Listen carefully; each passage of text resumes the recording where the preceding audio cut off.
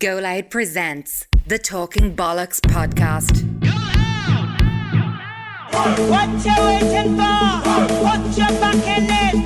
Just a little more. Throw your weight in it now. Tell your body you're tight. Walk it hard and long. When you finish that, The hip knocker. go down, go down, go down. Come up, come up, come up. Here we are, episode 54, Talking Bollox podcast, brought to you by Go Loud. It's me, COB, It's me, 30 Flower. and today we're joined by True Flow. True Flow. Jimbo. Jimbo. Jim Sheridan here. Yeah, In Jimmy the Sheridan. house. Yeah. In the house, car 54, where are you? Do you remember that? No. Yeah, it was a TV program, Car 54, where are you? It was like the cops' car, yeah. So you are the cops, yeah? Are we? We've been called worse. Jim, how's things? How are you?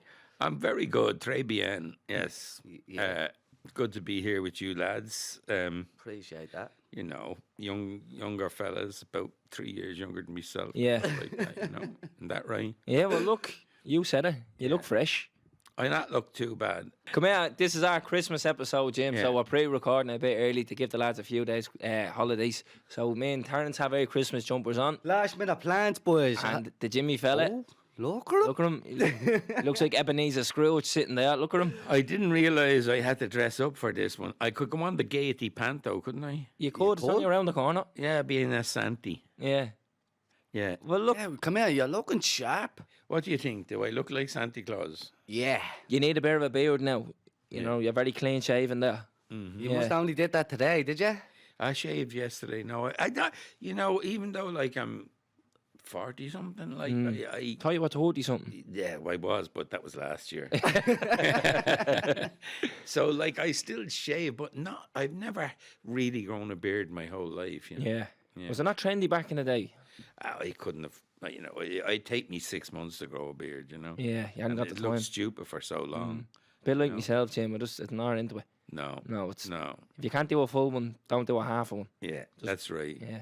You know what I mean? Down here at the end of the table with me half a bird. Fuck. It suits you though, you have it down, Terence. Yeah, you have I a got nice- away with it. Yeah. Do you know what I mean? It doesn't grow in some parts, but you look So you had Gemma Dunleavy on here. She was good, yeah. Yeah, Gemma was on. Shout out to Gemma, who's actually, our tickets are on sale for our full show in the Olympia next April. So get on there and give Gemma a support. Yeah, we Right, had her that's on. why I brought it up. Yeah, no. Yeah. Give her a nice little plug there, yeah. Yeah. Another sheriff yeah. local. She lives down right beside the school I used to go to as a kid. Yeah. No, Yeah. she's a great advocate for the area, she is. Yeah, she is. Yeah, she's Shining light. a sweetheart. Another friend of yours on it, Liam Cunningham. Oh, Liam, yeah. But he was from Abercorn Road, which was over the bridge, turn left. If you go over the Sheriff Street Bridge and turn Towards left. East Wall. Yeah, towards East Wall, yeah. Yeah, so he's not really from Sheriff Street, he was lying. He's not really, no. No, he was trying to he's- sound tougher, was he? Yeah, he was like trying to be, tough, yeah. Yeah. He's actually a really decent guy, out Limo. No, Liam is 100%. He was bang on with us when he was on here. And the thing is, he didn't have to come on, but he came on and he gave us his time. He was very Yeah, patient with us as well. And Who was your number one? What was your first interview? just our two. Just us the two of us. Yeah, just the two of us, yeah. And do people listen to you? Yeah, you'd be surprised. We're doing all right, Jim. I don't know how it really works, the podcast world, you know? Yeah, well, this is what we do. We just get people in and we don't call it an interview. We like to have a chat with people, you know. Yeah, So, yeah. as I'm sure you're aware, it's just very free flowing. There's not really off limits between us three now, you know. Yeah. So we had another good fella on there a few weeks ago. We had Roddy Doyle on. Oh, yeah, he's good. He's Kilbarrack way, isn't he? Yeah, but he was a character. We had a good crack with him. Yeah, he's funny, yeah. Yeah, no, he's very, very witty as well. So yeah. we've had a good range, I guess, on. Yeah. So we said we mix her up and we throw Jimmy in there and see what he's all See about. what you'll I'm have gonna to offer, Jim. disappoint yous now. Well, you've been doing all right so far, Jim. Yeah, okay. So we're gonna get into it. We'll get into it. We don't have, Jim, we do a thing, right? They're called zingers, right? We don't know why they're called zingers, but that's how it goes, yeah? And it's just a would you rather or an either or. Yeah. So, do you put chocolate in the fridge or the press? It's things like that. Fridge. In the fridge, yeah. Yeah, not a tooth left. Yeah, but that's Yeah. what you do. And you prefer king or Tato? Tato. Oh, I'm a tight on man myself. And here, the biggest one of them all, Jim. Yeah. The listeners love this one. yeah. Now, it's very important, and you have to be honest with us. I try to be. All right? Bless me, Father, for I have sinned. This is your confession. Here it is. Yeah. Do you piss in the shower? Yeah. Look at Jim. We respect that. Jim. You know. Yeah, But what I do then is I stand aside and let the water wash it down. Yeah, of Yeah, course, down of the course, drain. Yeah. Yeah. It is what it is, Jim, isn't it? Yeah. Yeah. So we don't have results from the previous week's zingers because these are pre-recorded in Yeah, advance. yeah. As you can see, Christmas jumper, pair of tracksuit bottoms, a bit Yeah. last minute. But so look, here we are. So I have a zinger for this week. Yeah. It's not great, Jim. Yeah, we're doing this for 54 episodes now. Do you know what I mean? Over the year they're doing this, Jim. So, do you prefer the yellow snack or the purple snack, boys? Very good one, that is. The yellow snack or the purple snack, what? Do you know the bars, the know snack the bars? Yellow, I never eat. Purple, it must be. Yeah. You only know the purple ones. You don't know the yellow ones. No. See, do you know what happened there, Jim? You're gone posh. You You're went to very middle Hollywood. class. You are now, yeah. Forgot about Sheriff Street. Yeah. I remember they used to always ask the actors how much is a bottle of milk. That was the big question. Where they're from. Yeah, like the actors never knew about how much a bottle of milk was Yeah. because the people bought it for them. You know? Yeah. Right, yeah. Yeah. Good question. Good question. We might start doing that when we get to the A-list names. Yeah. Well, they're all going to say they don't have a clue because the Yeah. people go in the shop for them, isn't it, Jim? Yeah. That's how it works when you're at the top. Do you have Yeah. people go in the shop for you? No, I go to Tesco myself, you know. You still have them. Actually, yeah, Cardline has sent me a picture of them earlier on out in Shopper Value in, don't know where it is, but it was a Shopper Value somewhere. You bumped into his auntie somewhere. Oh, yeah? Yeah, where is it? Don't know, might be Lucan or something like that. Having a clue, mate. Listen, I should have came a bit more prepared with that one, Well, but yeah. does she not, your auntie lives in Balbriggan. Yeah, so it's doubt- close enough. I doubt she's doing that shopping in Lucan. She walks there, yeah. Alright. Jim, did you not turn the phone off? The Did phone's you over not? there charging, Jim. Come here and I'll grab it for you. You're only a pup. That's probably 50 cent on the phone. Tell him where he is. Just stick her on silent and we'll put it back on charge for you. Yeah. Okay, stick it on silent. Yeah. The Well, busy could you fella. do a podcast on silent? Could you have a person on silent? Could you just go click when somebody's talking bullshit and put them on silent? Oh, then we'd never have a guest on, Jim, because you'd have to bleed mute all our guests. You know what I mean? Because it's called Talking Bollox. What do you think we do? Yeah.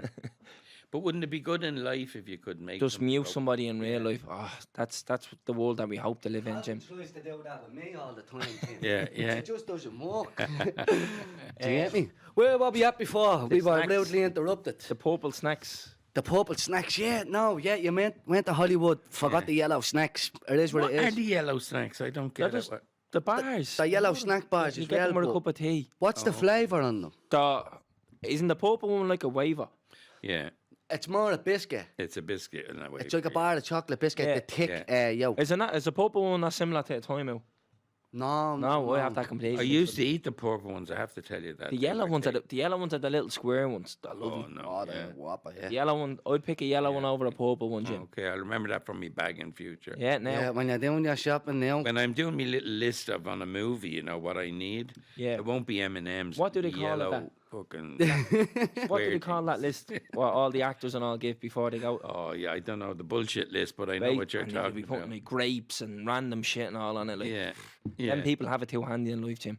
yeah. They do if they allow this. I have to have this, or else I'm not going on set and all. Like, And when you're rich, you don't have to pay for nothing. I know, Which but is mad, isn't it, That's Jim? good. Yeah, That's how the rich stay rich. You get rich and people give you things for free. yeah. That's exactly right. But people they be throwing tantrums and all. I have to have water at this temperature and have to have that. Like, give her over, will you? Like, Yeah, you know what I yeah. mean? But I've one for this week because it's Christmas themed, and I didn't know this, but apparently this is a big deal. So if you have kids listening, you might want to skip forward about 2 or 3 minutes. But apparently, what people do with their Santa presents is presents from Santa, they don't wrap them, and then presents from your parents, they wrap them. I didn't know that was a thing, because to me, you just wrap every present, and if it's from you, you put your name on it. So like to Adam from that. You know what I mean? Do you do that, Jim? Did you used to wrap the Santa presents? We wrapped the Santa present. Yeah. Yeah. I'd wrap Santa presents Yeah, now. I have a yeah. nipper. I'd wrap Santa presents. These are important issues, you know. Well, this is what people are asking us Yeah. to. Well, it's less than the nation. Because when he had, comes down that chimney, like he has to have the wrapping paper there ready, doesn't he? ready to go. Yeah, you have to leave it out for him, like. You know. So your Santa presents are wrapped. Yeah, he wraps them when he comes down the chimney. yeah, Right. yeah, But I leave the paper out for him. yeah. With a note. But the next day they'd be wrapped. I mean, Yeah, this house doesn't Wrapping. do wrapping. Yeah. Wrap your own bleeding present, Sandy. Speaking of rapping, you know a good few rappers, Tim. Don't you? I do know a good Yeah. few rappers. He was yeah. sitting here rapping before this podcast. That a pretty young book and whatever. Yeah. Easy E. I love Eazy-E, by the way. I think he was the best rapper in NWA. Yeah, no, he definitely was. Yeah. Well, Ice Cube. better rapper than Ice Cube. Yeah. Yeah, he probably was. Because he had that lousy voice that was like just penetrate everything, you know. Yeah. But Ice Cube would have been a better writer. Better writer, yeah. But Eazy-E was... I knew the fella who managed Eazy-E and Dre and Ice Cube and the whole lot of them, you know. Yeah, man. Did you ever see that film, Straight Outta Compton? Yeah, I did. Yeah. Yeah. Is that your man now with that? He's in it, but he didn't want to be in it, and Yeah. he had a row and he sued them, right? But I asked him who was the hardest to manage, Eazy-E, Dre, a load of others, you know. He had, and he said no, Van Morrison Van Morrison, yeah. was the toughest to manage that he ever had. Man, you wouldn't think that, wouldn't you? But that's probably what I was saying. They're all very spoiled and they're all, you know, all these celebrities. Yeah, They're all too yeah. entitled. That's what it is. Whereas yeah. them lads who were in NWA, they had nothing growing Yeah. up. So Yeah, Yeah. they're humble, you know what I mean? Yeah. Coming Yeah. from the ground up. So come here, you said Easy is the best rapper in NWA. yeah. So who's your favourite rapper of all time then? Easy, Notorious. Yeah. Yeah. You're in. Like Not a bit of Tupac. that? I think Notorious is more real than Tupac. Yeah. Yeah. I thought Come here. Tupac was very political. Political, yeah. His mother was a lunatic, you know. Yeah. In the Black Panthers and all. Yeah, Yeah. mad. But I love Notorious B.I.G., you know. Yeah. Well, that can be Jim Zinger for the That- week that's, then. that's good. That could be yours, good Zinger. singer, Biggie or that. Tupac. That's a Biggie or Tupac. Who Yeah. do you want to go with? You know? Yeah. Have you ever gone with Calvin? That's a tough one. It is a tough. See, I think that Tupac is very intellectual in comparison to... Very intellectual. Yeah, he is. He's know. very deep. Yeah, Whereas I suppose you'd party to Biggie songs. You wouldn't party to a Tupac song. not too many, True. no. Not too many of them, I Yeah. suppose. He has one or two you could, but Very serious. Yeah. I suppose I find myself listening to Biggie Smalls more than I find myself listening to Tupac. I think as time goes on, that'll be the truth of it. Yeah, you know, You know? sicker than your average. Yeah, yeah. But What are you, Terence? Well, do you like rappers, yeah? I Of do. course, yeah. Yeah. Yeah. Biggie or Tupac? But it's a tough one, isn't it? It is. It's a It is tough tough. one. I'd love to be able to sit here and just go, oh, Biggie because Yeah. of this, but I can't. That's why I had to think, who do I listen to more? And I find myself listening to You Biggie know, more. I'd probably listen to Tupac more. But like you said, you couldn't party to a Tupac song. Like, there's one or two, of But course, not many. But not many. So, I can't pick. I Yeah. can't. Eminem, Eminem's brilliant. Very, very good. But as well, very serious. Like, very serious. there's not a song where you go, yeah. and if they're not serious, right, they're just slagging people and they're a bit of crack. Do you get me? He's brilliant, like, but like it's all very serious. Do you get me? But I like listening to Eminem if I'm kind of on the headphones, but at a gig, every song of his seems the same because you can't really hear the words, you know? yeah. Yeah. Well, that's yeah. the thing about rappers at a gig. They don't really go song by song. They kind of mash them all in Yeah. together, and you get like a 30-minute burst of 40. Are there odd any songs. good Irish rappers? Yeah, we had a good Irish rapper on this podcast, actually. Now, he's not a big name. He's only on the rise. The Wall fella, his name is. Okay. Yeah. I'll show you him after this, Jim. Very, What very about good. the fellas from the north with the mad heads? and- Kneecap? Yeah, kneecap. Yeah, they're good There's- crack. I mean, do you know what? They could be a potential future guest. Who's Kneecap? They're the lads. They wear balaclavas when Yeah. they're rapping, and You know. they rap. They're usually really rap good. in Irish as well. Yeah, they rap in Irish. They're very. And on Will the money. Gail got oh, good. Neil. You're Neil. baffling me. I just got two Neils there. Yeah. Neil of the Nile of the Nine Hostages. No, but that's the thing about the lads up the north. They rap in Irish. You know, it's all about they take the whole political divide and they make a comedic kind of, you know, Yeah, like they yeah. address it that way. Yeah. They sold out the Olympia there a couple of weeks ago, and everybody in the place was rapping in Irish with. Yeah. Brilliant. Brilliant, it Amazing. was, yeah, great to And see. And they fight. They had a row with RTA. Yeah, Don't know what it was about, but good idea to have a row with RTA. there's no such thing as bad publicity, Jim. Well, I think there is, but I think it's like there is such a thing as bad publicity, but from the perspective of somebody who gets no publicity, there's no such thing as bad publicity. That's you know a what I valid mean? point, that, Jim. You know, but if you get a lot of publicity, you just don't want any fucking publicity. So all publicity is bad publicity. Yeah, well, it depends on what market you're in, doesn't it? It depends what your game, you know, what your game is, you know, what your like Daniel Day-Lewis, he doesn't like publicity at all. Yeah, he's very introverted him, isn't he? No, he's like, forget publicity. Like, I already have a headache. Did we start yet? Yeah. Right, we're going to go into it, Jim, because that's stuff we want to touch on. But what we do with all our guests is we like to strip it back and go to the start, and then we'll move on to what they do. So, what's your name and where do you come from, Jim? Like Cilla Black. Remember Blind Date? That's what this is like. Yeah. Well, my name is conflicted because... Do you want to just move into the mic? Oh, yeah. Sorry, Jim. Now, that's pull the seat forward and sit back as well. Yeah, yeah, That's totally. home, Jim. Don't so. Yeah, put your feet up there. So here's the thing. I'm going to answer that in a way that you won't normally get an answer. Brilliant. On my baptismal cert, it said James Colmus or James something Collins. I don't know.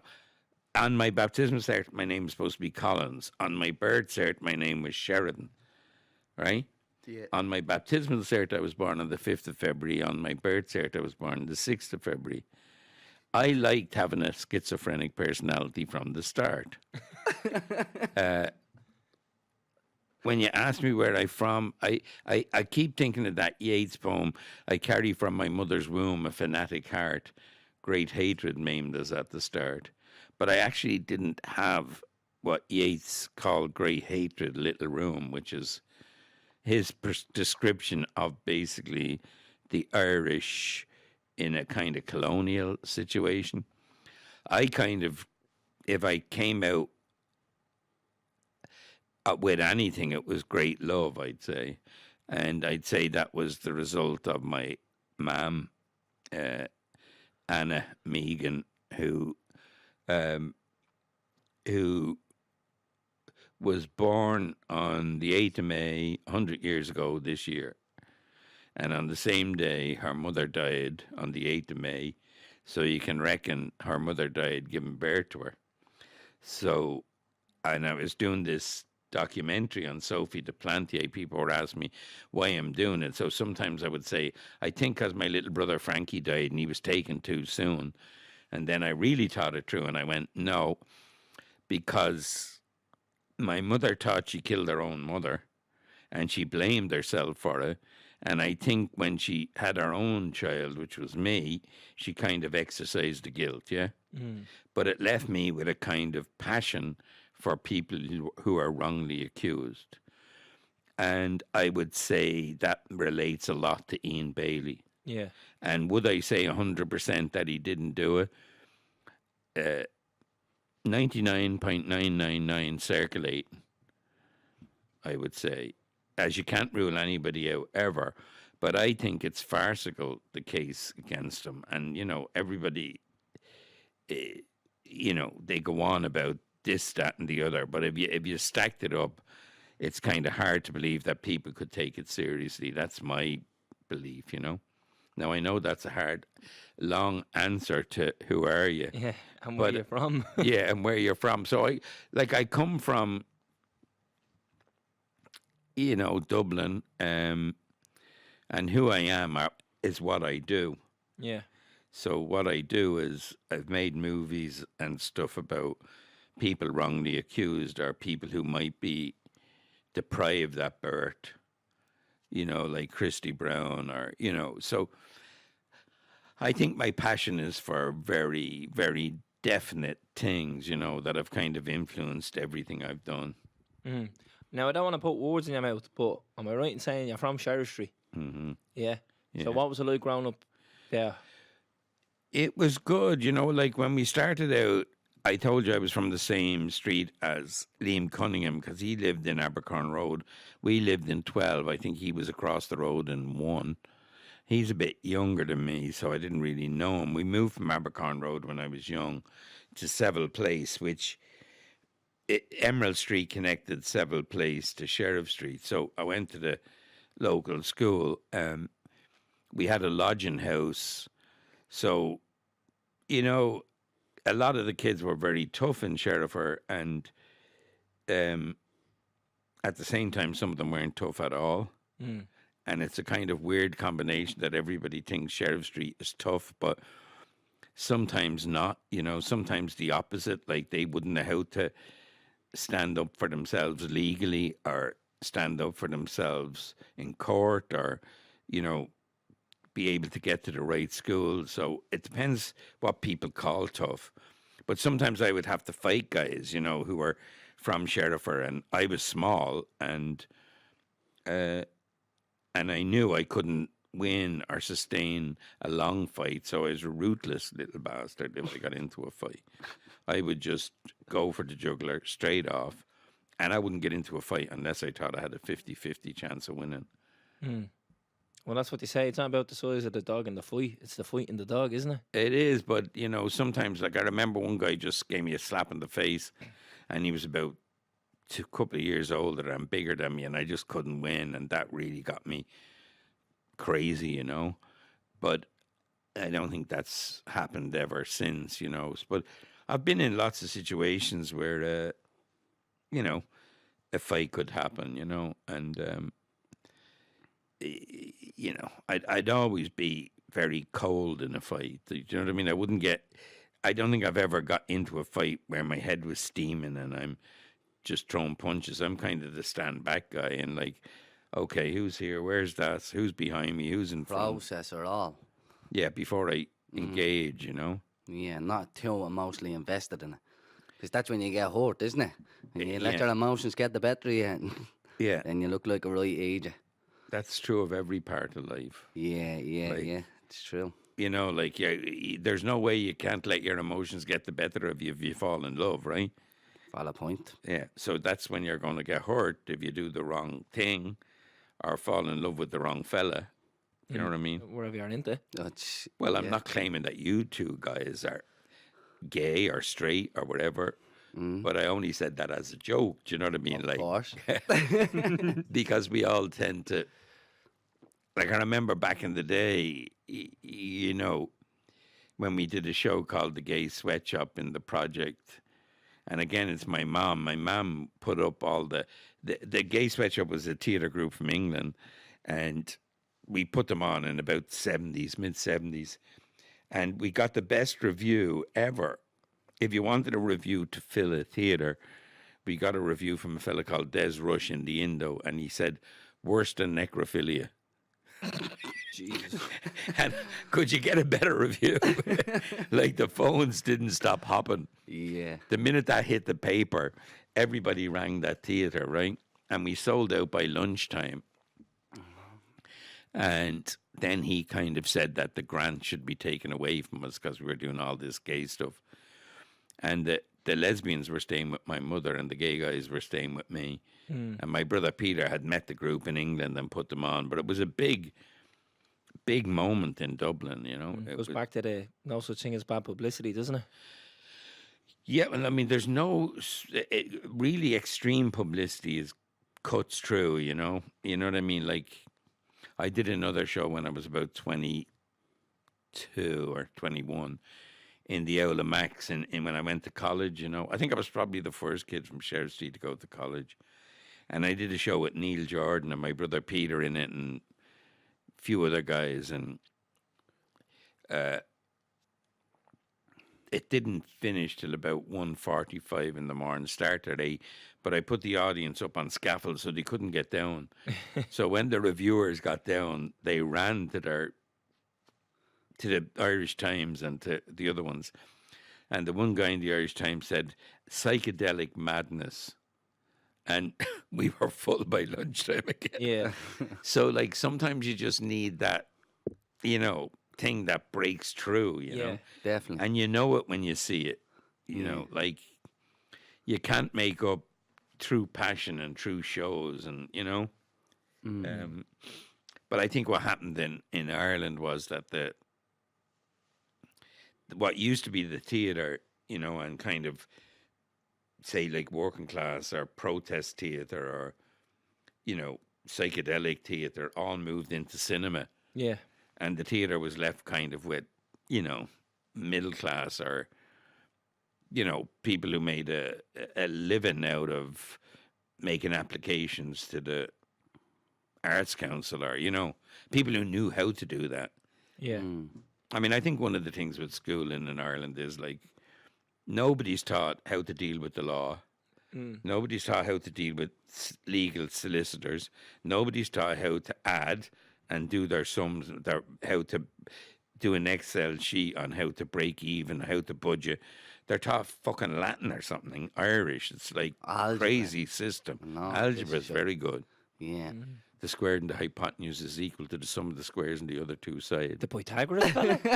That's exactly it. You got it. You know, Pythagoras used to kill people. Come here, them Greeks were into a load of mad shit. No, they were mad because numbers were really important to them, you know? Yeah. They had to get it right, you know? That's why the pi, you know, the number pi in yeah. French, Yeah. they couldn't deal with that. That didn't exist. They start whacking guys. Yeah. Don't be talking to me. They were like rappers, you know? Yeah. We going down there to fucking kill the guy talking about pi. So come here, Jim. come on. How many brothers and sisters have you got? I have 5 brothers and 1 sister. I had 5. I've 4 now. Yeah. Right. And then, what was your family life like and school then? Coming up.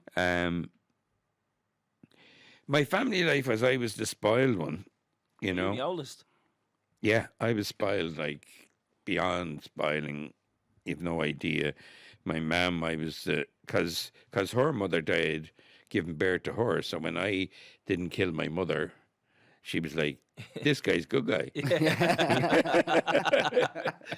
And I was like, the light was shining on my head, you know. Yeah. And it was difficult for my brothers and sisters sometimes to deal with that, and my father. But I definitely self-confessed spoiled brat. And is that the real reason why you think that? What? Because you're saying they couldn't process you and your dad and whatever because you were actually spoiled. Yeah. And you really believe it's because you were the firstborn and Yeah, I do believe. I believe in, you know, really primal things. You know, that they happen for your, you know, reasons, and you can't explain emotions, and you know, everybody has a different place in the family. So my sister was next. She obviously had her place. She was like the girl, Ida, sweetheart. She helped my mother. Peter was next, named after my dad. So Peter and my dad occupied the same space of, why is he called Peter and I'm not called Peter, you know? Do you know what I mean? Yeah. So, and then you go on, Johnny was a musician, really good, funny guy, you know, done Long John Jump Band. Then there was Frankie who died, and then there was Gerard, who came after Frankie, obviously, a few years later, and then Paul. And Paul became a printer and still is. yeah. But like, Gang of us. But maybe 10 lodgers as well. Yeah. So you're talking about 7 kids and 10 lodgers, and my mother feeding them all. And then not only is she doing that, but she's working in the North Star at night. Yeah. In the bar. And my dad's working in CIE. He's working at the dog track, and he gets the ladders out at the weekend. Yeah. So the chaos is there. No, just complete working to the bone, you know, lots of jobs just to keep the kids going, you know. Yeah. And do you reckon that's where your determination comes from? You're seeing how hard your parents are grafting. No, my parents gave me a lot of stuff. Everything that you get from your parents is a plus and a minus. You know, you get a plus, but there's a minus side to it. So the plus was I saw their kindness and their social responsibility and their love for the community. And that's a plus in my life, but it's also a negative in that I fucking just should be a lot more selfish and ruthless. And you don't need to be always just for the community, you know. So it's a plus and a negative, do you know what I mean? Yeah. I Yeah. get you. Right. What was school like? Because Where did you go to school? I went to school to the nuns first, and I hated the first day. I remember I cried like all day because, you know, I'm like the spoiled boy being left with these people in hoods. Yeah. And I'm like, I'm not staying here. And obviously that was traumatic. Then the next 4 years is nothing, you know, you just don't remember it. And then I went to the boys' school in Seville Place, basically the Sheriff Street School, which was completely crazy school, you know. I had Brother Frampton, who was a decent brother, and then a lot of maniacs and a lot of maniac teachers. We had one fella who he used to get he'd write on the board at the beginning of the year, a thing of beauty is a joy forever. And then he'd open the door and his missus would come in and stand at the top of the class in our beehive and short dress. And he'd say, Mrs. Such and Such, let's say his name was Nolan, but it wasn't because I don't want to say. Yeah. He'd say, This fella's welcome, well trained, say hello to Mrs. Nolan. And then we'd all say, hello, Mrs. Nolan. He'd go out. And then he'd say, now, boys, I do this every year. So you all get out around the line and everybody gives the other boy 6 slaps. So the first day was taken up with 48 guys slapping 49 guys, you know, and he'd write down who made the most cry. And so the one guy who made the most cry became the official class slapper. But I, being the little prick of the class, organised a gang to get your man and dump on him and batter him. And we battered him that he couldn't come back to school for a few days. So that was the Sheriff Street in you anyways. And then Nolan was like, the teacher was like, I wonder what happened to O'Brien. Lads, why is he not in school today? And of course he knew because that happened last year. And when your man came back in school, he gave us all 12 slaps. Yeah. And like cut. I'm on RTE and I'm doing a show and it's called Motley. And the week before I'd been out and with a director who got drunk, didn't turn up, and turned up at 4 o'clock on an outside broadcast shoot, like with 30, 40 people working, and just got me to run up and down the Natural History Museum, pretending I was Charlie Chaplin. He filmed her about 45 seconds instead of the 45 minutes that he was supposed to do. And the head of RTE came to see it and was like, what's this, you know? I thought, I'm fired. No, I wasn't fired. Next week, I go on the air and they go, listen, there's not much room left. Well, you know, there's too much time. We have to fill 10 minutes. And I was like, the 10 minutes on the air, like, so I said, well, they said, ad-lib with the kids. So I went, kids, how's it going? Yeah. You go to school? Yeah. Good. How's school? Yeah. Do you ever get slapped? Yeah. Well, who got, cut. I went to the canteen and the main guy in RTE, the chairman or whatever he was, came over and he tapped me on that shoulder in the canteen. I looked around and he said, you're fired. And I went, what? He went, yeah, Archbishop McQuaid was on to us. And you asked the kids if they were slapped in school, so you're fired. And that's the true story. I was taken off the air, even though the week before, like the director would have been out of the head and a maniac, like, character. But I didn't get fired for that. I got fired because the Archbishop rang up, and that's the way the society was run. So the church had a big say there. If the church said he has to be hung, he was hung, you know. If they, whatever they said was, and that's also what the gay sweatshop was about. It was about the guy who did the review was very in with the Archbishop, the same Archbishop. And so, like, I was a maniac, anti-establishment character because of where I came from, you know. Like, I'd seen kids go to Letterfrack, go to Dangan, you know, they'd be pulled up off the street and put in a police car and taken to the court, and the judge would say, send them away. And they were taken from their parents and sent to Dangan and Letterfrack. And they came out of there and started the drug trade. That's what happened. That's how it happened. The kids who went to Dangan came out as mercenaries. They were going to destroy the society. And the two main drug dealers in the 70s were fellas who'd been in Letterfrack. So they caused more problems than they prevented. They caused all the problems. So it's just like a revenge thing then, yeah? Yeah. The main drug dealers who I knew because I knew him through the project, you know, basically went, I went to Letterfrack and they abused me, and I came out and I said, I'm going to burn the town down.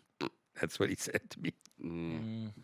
It's a mad one, isn't it? Yeah, well, this is what happens with the system, you know what I mean? And like, I think still to this day, back then the system was put in place, but it wasn't put in place to prevent. It was more to punish. And it's only now they're slowly coming around and be like, you know what, we need to put more preventative measures in place. Stop the problem before that happens. You should be fire-proofing, not fire-fighting. You know, like that. Yeah. So let's stop the fire from happening rather than dealing with it then when it's burning But I everything think down. the other side of it is it's kind of like they need, the Ireland came out of basically a history of famine. Yeah.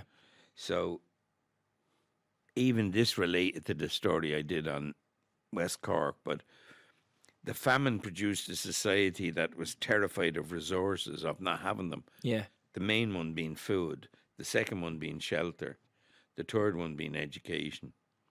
So when you're terrified of those, when the state was founded, that's what they wanted to prevent. So a woman who got pregnant without being married was a terror to them, was a total threat, because how would you feel the child? So the logic became it'd be better to kill the child, which they did sometimes. Yeah. Crazy. I wouldn't even say killed it, but let the child die, you know. So because, I mean, the Soviet Union had similar things, but from a different perspective, you know, Yeah. from a perspective of communism. But it basically all comes down to resources. I think you can trace most societal things back to primitive food, shelter, heat, survival. But see that way you're saying primitive there. I only had a conversation with a friend of mine a couple of weeks ago, and they were saying it's like bred into us, and it's probably generational from the famine, that if we open our press and we see an empty shelf, we panic. And we're like, we need to go and get the messages, we need more shopping. Because he knew somebody who was married to like a Scandinavian, and she was able to open the press, the exact same press, and be like, well, there's dinner for Monday, Tuesday, Wednesday, Thursday there. And he was panicking going out to buy messages. It's just, it's bred into us. When we see a gap, we'd be like, oh, we're going to run out. Whereas in other societies, they're made to Make deal with make do what they have. But like, you know what, it's not that bad. We can pull here and do this. But in us, we just panic. You know, and it probably does date back to the famine, because when we literally had nothing, it's bred into you then. Yeah. And maybe we touch on this a lot. Maybe that's why we're taught, especially in working class, to not rock the boat. Like, don't venture out beyond and don't give up what you have. If you have a steady job, you stay with that steady job, because that's an income. Liam actually touched on it in his episode. He was in the ESB, he was fully trained, and then he came home and he told his dad, I'm going off to be an actor. And his dad shunned him for it. Yeah. Because you're taught, look, what you have is great. Don't try and upset that. Well, it was the same with me, you know, because like I was in CIE because my dad worked in CIE, and I had a job there helping architects develop plans. And then I got a job in a bank, you know. And my dad would be applying for every job that came out. So he had applied for the ESB as well.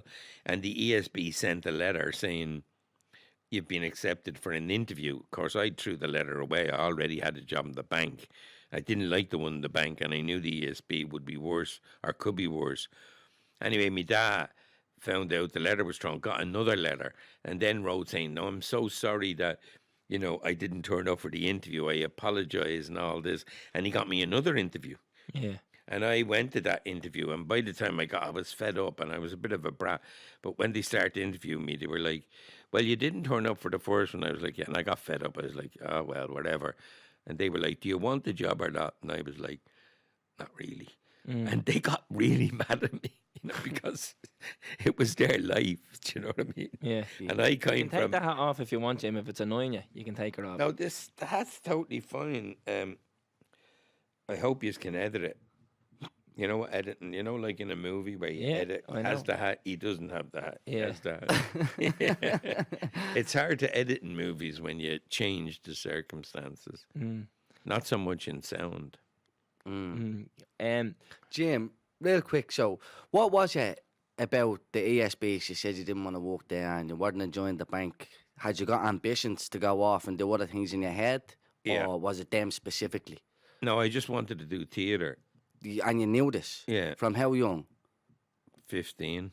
And how does a young fella from Sheriff Street go and have a dream of doing theatre and directing? And Well, you know, that really comes from my father. When Frankie died, he started a little drama group and he put on plays, you know, and I suppose he was my big influence.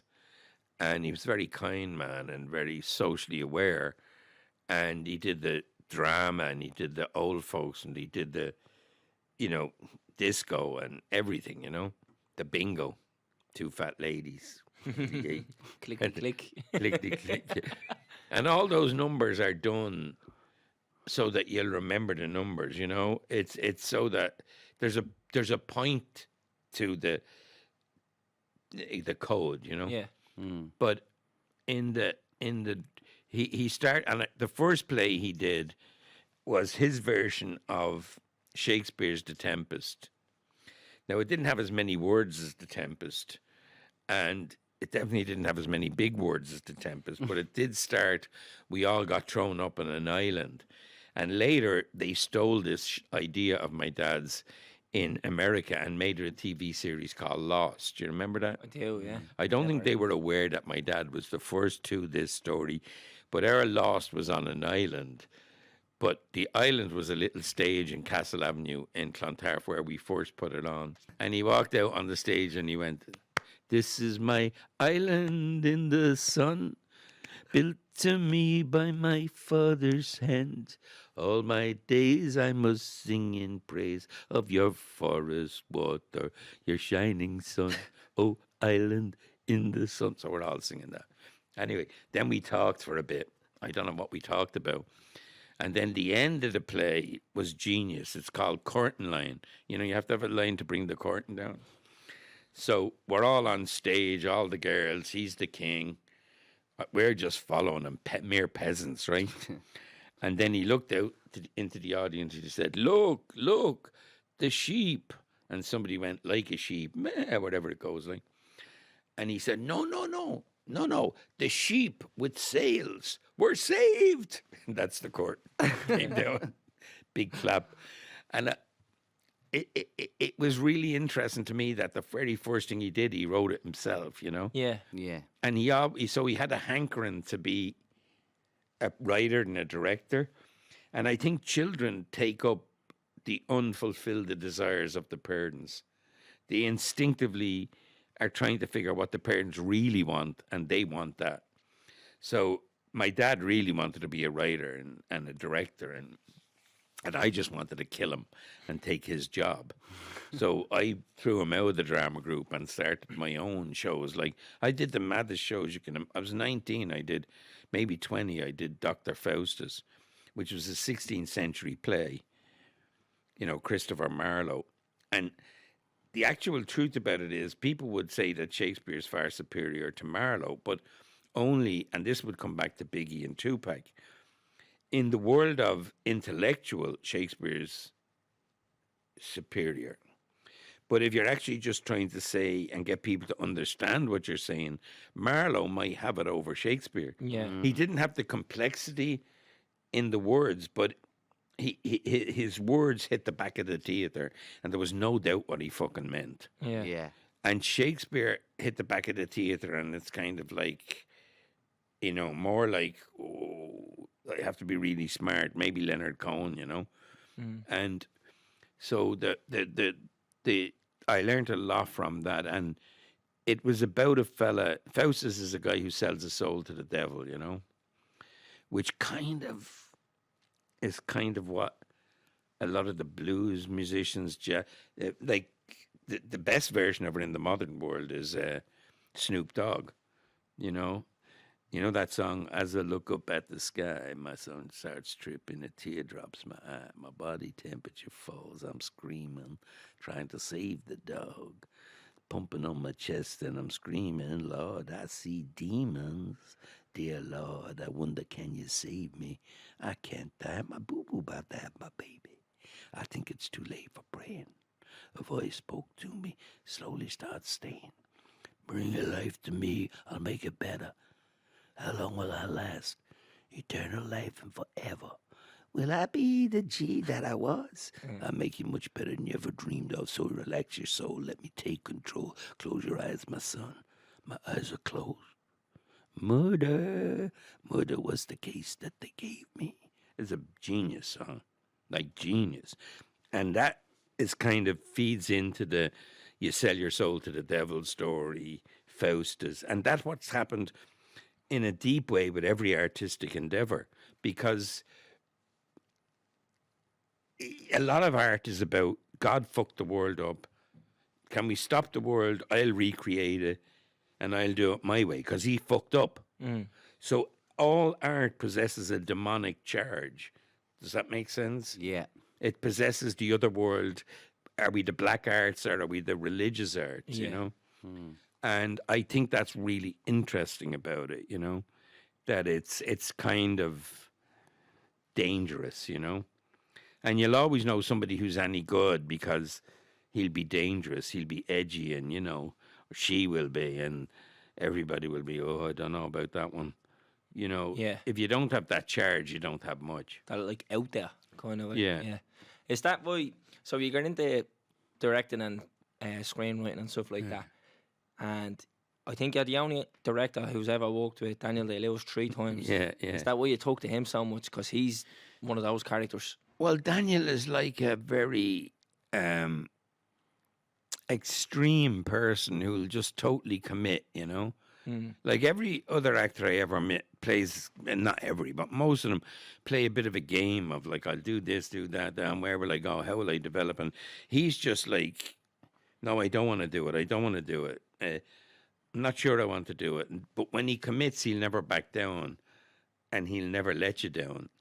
So to me, that's easy to work with. Like, that's like being in a gang. That's the Beatles. You got somebody who has your back, you know it. You don't fucking have to think about that part anymore. Whereas if you're in a thing of actors just doing it for their career and all, it's like you never know what they'll do or where they'll go. You know, so with Daniel, it's just pure commitment, you know? And kind of that's what you need, you know? What's he like? Is he a head case? No, he's very straight and very normal, but only in a world where abnormality is the rule. Yeah. Like the abnormal world is, you know, everybody thinks so. Like how do you act? Well, you tell the truth. Like it's fucking simple. How do you tell the truth? It's very hard. How do you tell the truth under pressure when everybody wants you to take the easy way out and lie? It's very hard. How do you stand in a room and everybody thinks, well, what's this fucker taking so long doing it? What's he mean he's living the part? And everybody's kind of sniggered and you just keep true to yourself. That's not easy. You know what I mean? It's easier to compromise and fit in. Is he the best actor you've ever worked with? Yeah. That's easy, you know, because he's kind of like his own thing, you know. He's kind of,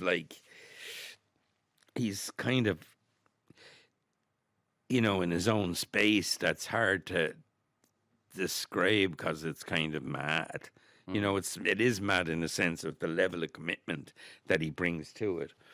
There's a lot of actors that I find, you know, and I think that the trouble with Daniel, if he's going down the wrong road, he might be going down the wrong road and he won't come back. You know, he's just going to commit.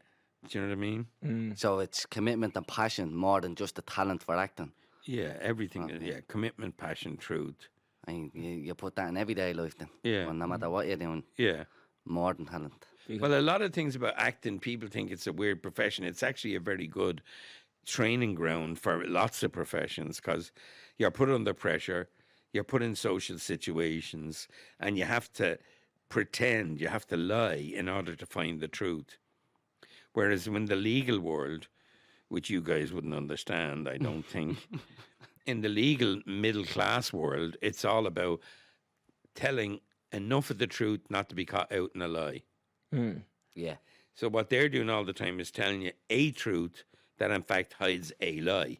And that's a very disconcerting world to be in when your gig is to be in a world of lying to get the truth.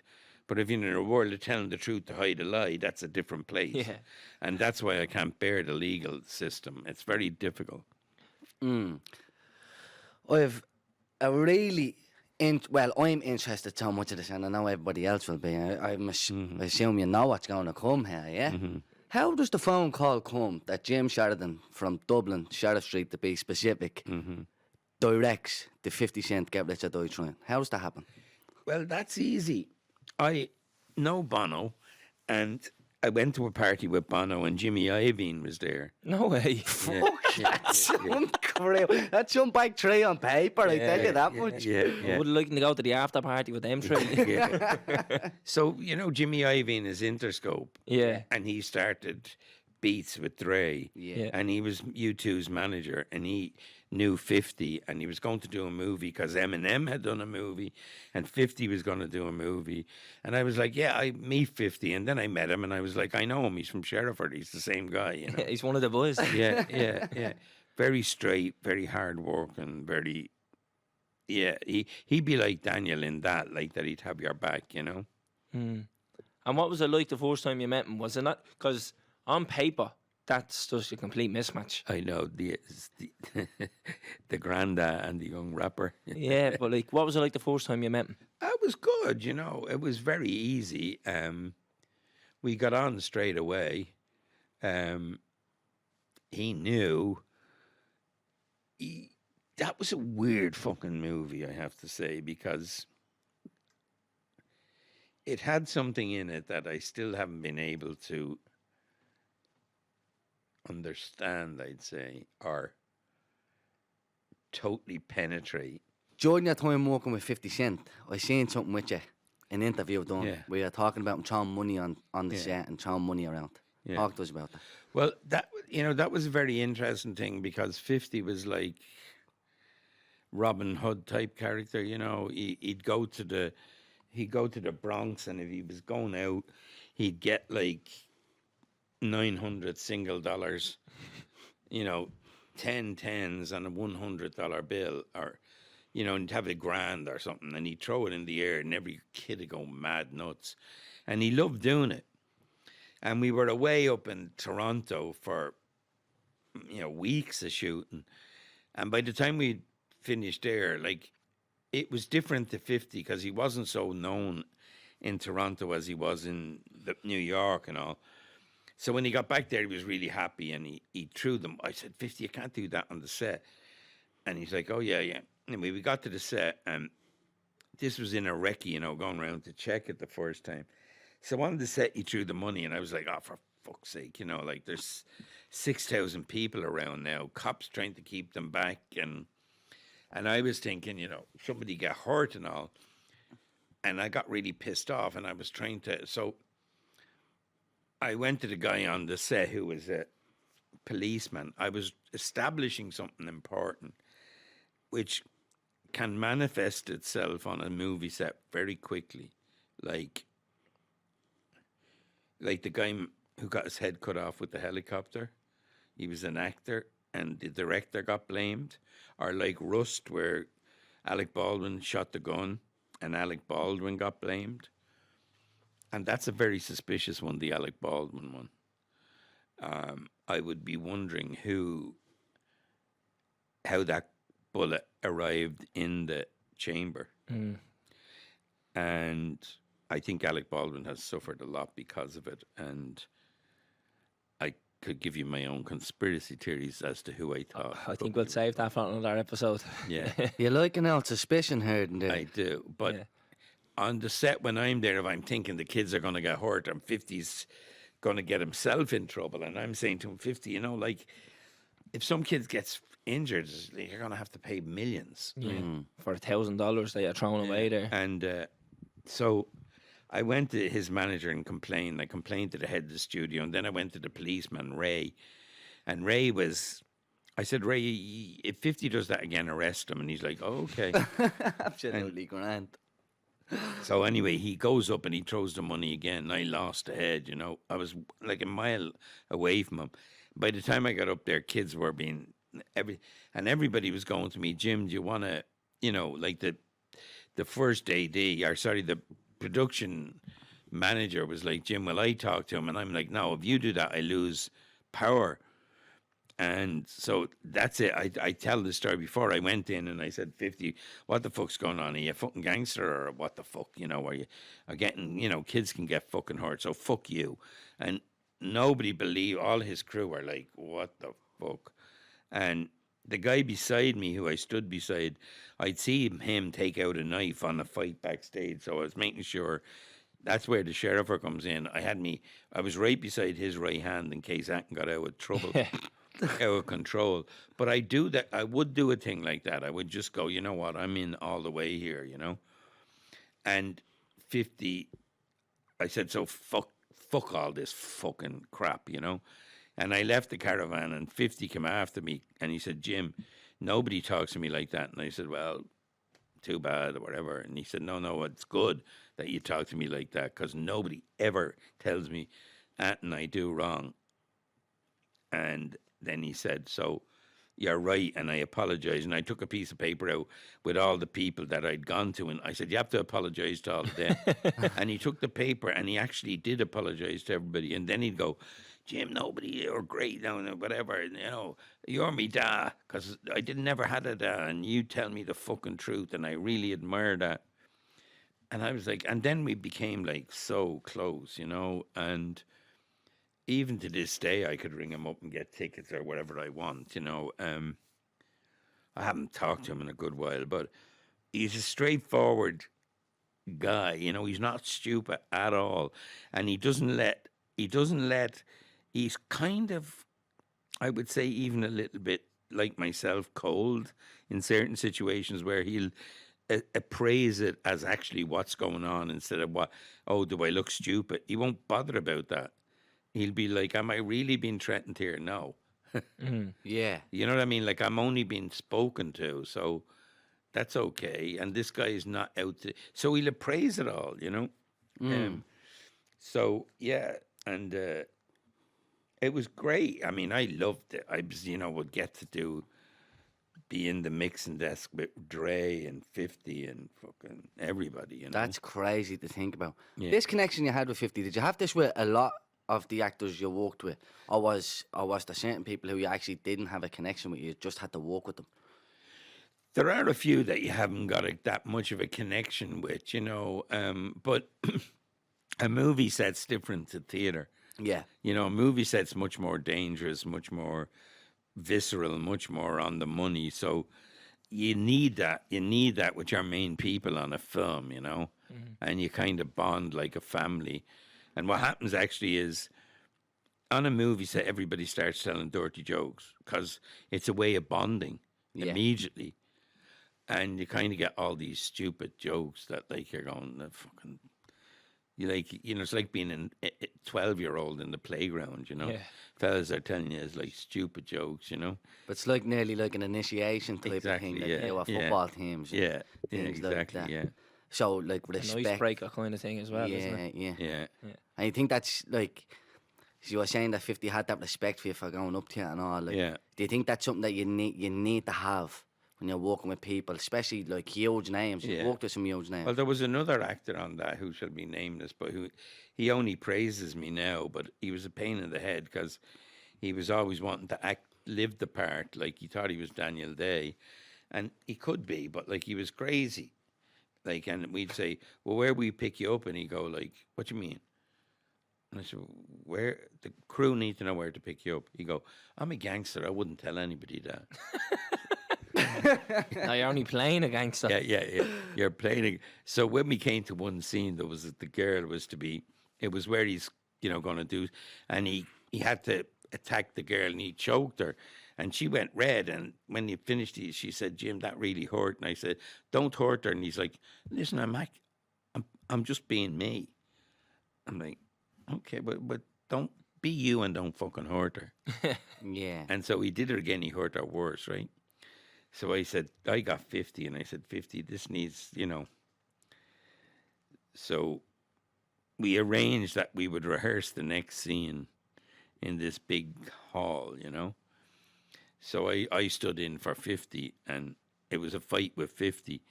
So, of course, as soon as they grabbed your man, I kicked him in the head twice, And he went, what was that? And I said, I was just living the part. Yeah, method acting, that man. Yeah. And I did it again, and I kicked him worse the second time. And I think he got the message. Yeah. Yeah. Do you know what I mean? Yeah. How does it come about that you brought the Sheriff Street with you? Yeah, that's what I wanted Oh, to ask. that was good. He was playing the point. Yeah. Yeah. And I wanted to do a little bit of him just around where I grew up, because I was doing an EPK, a publicity thing that we had to do, like an hour-long documentary. And I'd been to where he grew up, and I was taking him where I grew up. And, he was great in Sheriff. All the kids loved him. He fucking did everything for them, Yeah, Yeah. because I remember that, Jim. This would have been before social media. So, like, a rumour just went around, like 50 Cent was down in Sheridan today, and you're Yeah.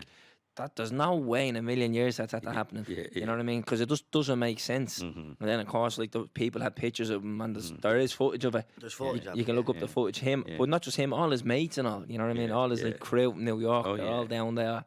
The G unit. Yeah, the G unit, the J unit, the gym unit. Yeah. Yeah. And I seen you won an award then as well. IFTA Award. Yeah. The Lifetime Achievement Award. Yeah. What was that like for you? That was good, but I was really happy to get it. It's always good to get something in your own hometown, The way it usually goes with awards is fellas are dying to get an award, like from IFTA or somewhere. And then they might get nominated for IFTA and they mightn't even win. And 2 years later, they get nominated for a BAFTA, which is in their head bigger than an IFTA, and then they won't go back to the IFTAs. They're too good for it then, kind of thing. Kind of, yeah. Yeah. That's the way it goes. The little head's going, I can make it, I am good, you're going up a hill. And then you make it a bit, and then the little voice inside the head is going, I'm always good. I've made it, and then you hit the ground. And, it's hard to keep in your head a balance, especially for people who've been pushed back all their life and haven't got anywhere. And as soon as they do, they become monsters for a few weeks, So, Payback time. yeah. Like you're letting loose then. The shackles Yeah. are off sort of thing. Yeah. So you were nominated. How many Oscars were you nominated for? Oh, I don't know. 6 or something, I think, Yeah, is it? myself, I think 6, yeah. And what's that like? It's good. 'Cause that's like the highest there is, isn't it? Like, Yeah, I suppose in the film world, yeah. Well, I still think there's a few movies I could do that I could get nominated for again, I'm not sure the Oscars are as big as they used to be. I think the last year was a bit of a disaster because they didn't have really an event and nobody watched Yeah, it. And the spectacle wasn't there. yeah. And, but it is a kind of a bar to set of, things that are good. But there's many things that have never got to the Oscars that are amazing, Yeah, true. But I suppose it's a good benchmark, isn't it? Wasn't that the thing about DiCaprio? Like he'd never won an Oscar, but like the films he'd made were unbelievable. The performances he put in. Well, I was so lucky that I think the first 3 movies I made all got nominated, and I don't know if that had ever happened before, and it was kind of unique that, like, I don't even think it happened with an American director or writer, and so for an Irish writer to come out kind of like being at the finals of the World Cup like 3 times in a row, it's kind of weird Yeah. and unique, and I think I don't know if the circumstances could arrive again that could happen again, because I don't know if the film world is constructed in that way anymore, Do you ever think that you should have won one? Yeah, I think I should have won one for My Left Foot, if anything, because, I think that year we were beaten by a movie called Driving Miss Daisy, which is good in its own right, but I think My Left Foot has a unique thing, Yeah. But it was our first time out, so we were happy to get the few acting things. And then when I did In the Name of the Father, the studio called me in and said, listen, Jim, this is our big movie of the year, I was like, oh, that's great. I said, have you any other things? Because you always have to ask that. Yeah. Because if they have another one, you'll get shunted, Yeah. And they went, no, not really. They said, there's one movie, but it's black and white. It's 3 hours long. I don't think anybody's going to see it. And I said, "Oh, okay. Can I go see that?" And they were like, "Oh, sure. It's on this afternoon on the lot." So I went to see Schindler's List. No way. Jesus. And I mean, I left that going, wow, you know, kind of knowing that would win. Did Spielberg direct that? Yeah. And they didn't bother to tell you, oh, there's a film that Spielberg's directing. They didn't think it was going anywhere because it was partly to do with the fact that it was a Jewish story and they were kind of studio. A lot of the people in it were Jewish and they didn't want to big up their own story. And they actually didn't think that it would take and be as big a hit as it was, you know? Did you have a goal? Like, was it a dream and a goal to win an Oscar? Because you don't really seem pushed on you, like... Yeah. Well, you know, no, the funny thing was, because the first movie I did got all the nominations for the Oscars, it kind of got rid of it very quickly, you know? And I suppose I would have had a goal, but I never thought that I would get nominated for one because I'm doing Irish movies, little Irish things, you know? Just back to the Oscars real quick. And Calvin asked you, do you think you should have won an Oscar? And you said, yeah, for my left foot. Do you think you should have won it because of the movie that one of you thought was better than that? Or did you think you should have won it when it came out?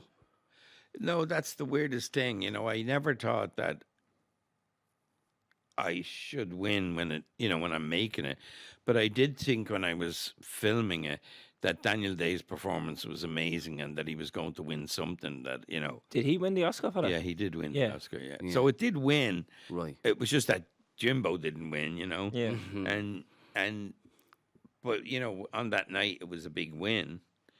And had you won, you'd kind of might be satisfied and say, well, I won, so I'll retire, you know. But he was going around as if he actually had cerebral palsy, didn't he? Yeah, he was. What was that like? Amazing. You know, like in the level of the first day of rehearsals, I was supposed to win. I didn't know how to rehearse. Because, like, let's say you're doing a play, I remember they did that movie Hunger. Yeah. And Liam Cunningham was in it. And Liam was in the big scene that everybody talked about, which was one take of a 20 or 30 minute scene, and they knew the words and they didn't cut. And everybody was talking about how amazing it was. Well, in the fucking theatre, you can be on stage for 5 hours and you don't cut. Yeah. And you have to know 5 hours worth of, you know, talk. Dialogue, yeah. So in the movie world, you never need to know more than a minute or something, you know. So it's just such a different world. And I didn't know how to rehearse that because it's like, okay, so somebody doesn't know the lines, we'll just shout it to them or whatever, you know. It's just a different world. So when I went in on the first day, I wasn't sure. And then Daniel was painting with his foot. And I left him. And he was painting the portrait. And I came back at lunchtime and he was still painting it. And I was like, wow, he's dedicated. And then I went to lunch, came back, he's painting. And at 6 o'clock he left to go home after painting for another 4 hours. So I went home and I got the brush and I tried to paint with me right foot, never mind me left. And I got a cramp after about 5 minutes. And I was like, that guy's nuts. He's been doing this all day. So you can imagine the level of cramps that would be in your foot. But he wouldn't give up. That's kind of the type he is. You know what I mean? He'd just keep going. He wouldn't even tell you that it was hurting him. And that's it. So he won the Oscar for that film. What he would judge on that would be that if he's to understand the person in pain, he has to go through the pain. Yeah. Well, that kind of goes back to what I was saying about DiCaprio, because he never won an Oscar. And the role he won the Oscar for was The Revenant. Yeah, yeah. And there's a scene in that where he dissects a horse and sleeps in it. Yeah. And he actually did that. He slept in a horse carcass. Yeah. And people, that's how dedicated he was to the role. But then, if you're saying this is what Daniel Day-Lewis is doing back, 30-odd years ago now, it's what you have to be doing early these days. Well, you don't have to be doing it because it's like, you know, you're making it up, or you have to be doing it because it teaches you something that you need to learn. To understand. You know, to understand, yeah. Yeah. And actions in movies are much bigger than in plays. In the theatre, it's a lot of talk, and there's not so much action. And whereas people are known by their character is formed by action. It's what you do forms your character. It's not what you say. Yeah. Like the person who you don't want to follow is the person who says, "Do what I say, not what I do." You know. Yeah. So the church, you know, are always like, you know, be pure and good while we do what we want to do. Yeah. You know. Which do you prefer? I think what I'm gathering off you would be that theatre would be tougher, Yeah. but you'd prefer the onset of Yeah. a movie. Yeah, the movies were made for people who are good at a lot of different things, but maybe not great at anything, you know. A jack of all trades kind yeah, of thing. kind of thing, yeah. You How know, a long did you little do bit it of good. for? What, movies? Theatre. Oh, jeez. You know, I did theatre from I was 15 till I was 40. Fucking hell. So 25 years before I did a movie. Yeah. And that would have been your first movie Yeah. then, at 40. Yeah. Your brother was more big into the theatre though, isn't he? Peter was more into the theatre. He did one movie or two, but yeah, he was more into theatre, yeah. Yeah, Peter actually came in to us when we were in school and he gave a talk and he was slagging Danny Dyer Yeah. because he casted Danny Dyer, but did he cast him? What was the film? Backstab Boys, is it? Not Backstab. Borstal Boy. Borstal Boys. Backstab Boys, your cousin's book. Yeah. There's a plug for him. Borstal Boys, yeah. Did he do that in a theatre first before? Maybe, the film? yeah. Because he was telling us that he cast Danny Dyer and in the character he plays, the shy, timid boy who gets like abuse and stuff like that, doesn't stand up for himself. And the fact that he's gone on to portray this like gangster cockney, don't mess with me. Anytime he bumps into him, he always reminds him of that he gave him a start and the role he gave him a start in. So not to get ahead of himself. Yeah. I just thought that was gas. Yeah. Danny Dyer, I like him as an actor. And I like him as a person. Think he's very typecasted as an actor though. Yeah, maybe now. But I think he could do more. I have a good feeling about Danny Dyer. Like, I loved him when he was in Barcelona with Peter. He was great. He was electric in that movie. He was the best thing in it by a mile. And have you got something up your sleeve, Jim, that you're talking about doing? Because you hinted at the idea that you could make it a film that's Oscar worthy. Oh, yeah, well, you know, you always have to have that. But, yeah, I have a movie about the North American Indians and an Irishman. Right. Yeah. So And that's all you're going to give us? that's a little Well, exclusive, is it? You know, the difficulty, lads, is that when you sometimes, if you have an idea inside and you have to get it down, if you talk it out, and you're not able to write it, you know. But I'll tell you why it comes about. I went back to where I came from. You asked me where I came from, and our family, I think, came from Cavan, and more specifically Mulla, County Cavan, which could lead people to say I have a mullah head. But anyway, Mulla, County Cavan. And I go in the bar and I'm like, are we descended from Richard Brinsley Sheridan? And they're like, no. Sure, they were prods. They were well off. They were the landlords. You know, you're the something, you know, the Mullah Sheridans, whatever it is. And your grandfather owned the bakery and whatever, he drank it or whatever, you know, all that stuff. And I'm like, and he said, no, you're related to Wee Phil. And I was like, well, who's that? They said, Wee Phil Sheridan, Sheridan Square, New York. You're related to him. And I was like, wow. And then I looked it up, and he was the guy that invented the phrase, the only good Indian I ever saw was a dead Indian. Right? He was against the Indians and part of the Indian War. And I didn't like that idea, so I decided I'd research the Indians and the Irish and do a movie about it, and that's where it came from. So it's going to be insightful. It's going to be a lot in this one. Well, it might be a bit heavy, but, Yeah. you know. Well, we look forward to it. Yeah. Just before we wrap up, Jim, right? Because I'm blown away by your knowledge for rap music. Yeah. Yeah. Have you met many famous rappers other than 50 Cent? I met a good few, like Eminem, I said, Young Buck, Dre. I met a few, like, who were, you know, conscious rappers, you know, like, I can't remember the guy's name now. I've met most of them. And did you meet them all through 50 Cent? Around that time and before it, you know. I used to know them in New York as well when I was there in the 80s. They were a lot of Jamaican guys.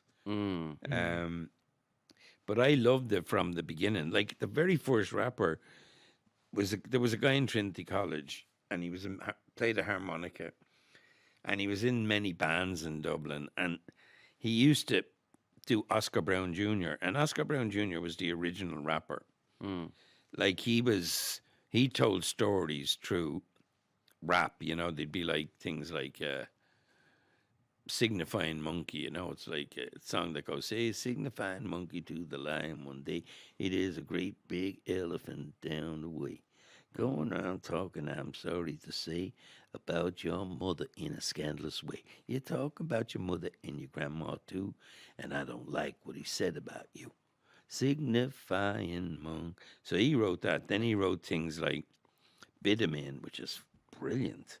Bitumen goes, Bitumen, he's real good bad, about 15. Her great-grandmother was the Dahomey queen. Just you look at her face, it sure ain't comely, like ain't in the Bible, she's strong but homely. Bitumen. And it was about slavery. It was a slave auction. He was doing a rap about a slave auction. And then he did I Was Cool, which I've sung a few times, like, but it's like, you know, I've always lived by this golden rule. Whatever happens, don't blow your cool. You gotta have nerves of steel. Never show folks how you honestly feel. But I think the rappers came out of, you know, a tradition of speaking their history. A bit like the Irish in that, like a lot of the rebel songs are songs about history and trying to keep a hold of something. And the rappers are very like that. But I think the rap is amazing lyrics. I mean, I think all the, like, I love the woman rapper. I talked to her a good lot. She couldn't stop talking. What's her name? The Fugees. What's her name? Lord in Hell. Yeah. The Miseducation is a great album, don't you think? Mm-hmm. And she was a great rapper. Yeah. Do you listen to rap still today? I like modern Cardi rappers? B and all that. Really? Yeah. Oh, yeah. I I'm tell not you, into the old Jim. Yeah. Rid of the WAP. Come here, I'm not really into the Cardi B, but are you into other Cardi modern B rappers? is good, yeah. Like, yeah, I'm into all of them. I like just the whole idea. Like of Kendrick rap. Lamar? Yeah. Yeah. I think he's very, like a modern day kind of Tupac. He is, yeah. He's very conscious. Very conscious, very deep. Yeah. Yeah. Some of his albums are brilliant. Kneecap. Kneecap are the way forward, right? Well, I think I could work with Kneecap if I met them, you know? Yeah. Well, look, it could be something down the line. I just have one more question. I don't know about you. Give us the highlight of your career. The one moment you look back and you go, right, that's the one. Someone who's never met you, Jim, what would you say to them? That's the one moment in my career. I think at the Oscars when Daniel and Brenda Fricker won, that's kind of was a great night, you know? That was great fun, yeah. That's your highlight. That's the highlight. I think so. Yeah. Yeah. All right, lovely talking to you guys. You can't get out quick enough, Jim. No, it's not that. It's just I'm starving. And who's that fella on your picture? Who's that? That's Leonardo DiCaprio in Django. Oh, Django, yeah. Yeah, did you ever see it? So we got a Do you shot like at that. movie? Yeah, it's a great film. Brilliant film. Jamie Foxx is brilliant in it. Yeah. Quentin Tarantino's an animal. What do you think of him? Great writer, yeah. Brilliant fella. Yeah. His dialogue is unbelievable. The only thing I don't really like is the films he makes about history and he puts a twist on it. So like the Sharon Tate one and Once Upon a Time in Hollywood and the killing and Hitler in an Inglourious Bastards, things like that. Like, right, if he kind of stemmed away from that, you know what I mean? Don't try and recreate history. Mm-hmm. That's why, like, Pulp Fiction's brilliant. Pulp Fiction's an absolute masterpiece. Yeah. But It is, yeah. Yeah. But I think recreating history is what I said earlier. That's what every movie's doing. But if within the movie are recreating history, actually it kind of defeats the purpose of the first purpose, which is to say to God, I'm recreating the world. Because people kind of know it didn't happen. And although it's very strong, like I was supposed to do a Hitler movie, right, with a fella called Ron Rosenbaum. And we went and met everybody who knew Hitler in Munich. And then Ron said to me, I said, what's the fucking story of the movie? He says, we kill Hitler. And I was like, when? He said, before he gets the power. I was like, that's mad. And then Tarantino did it. yeah. Yeah. But I don't mind recreating history, but it's when they rewrite history that goes a different way than it actually did, you know? Yeah. Anyway, lovely to talk to you. Jim, you're an absolute legend. Okay. Legend. Thanks very much. Right. Okay. Take us Good. out, Johnny. Subscribe to this podcast for free on the Go Loud app. What you waiting for? Put your back in it. Just a little more. Throw your weight in it now. Tell your body you can. Walk it hard and long. When you finish that The hip knocker. song, go down.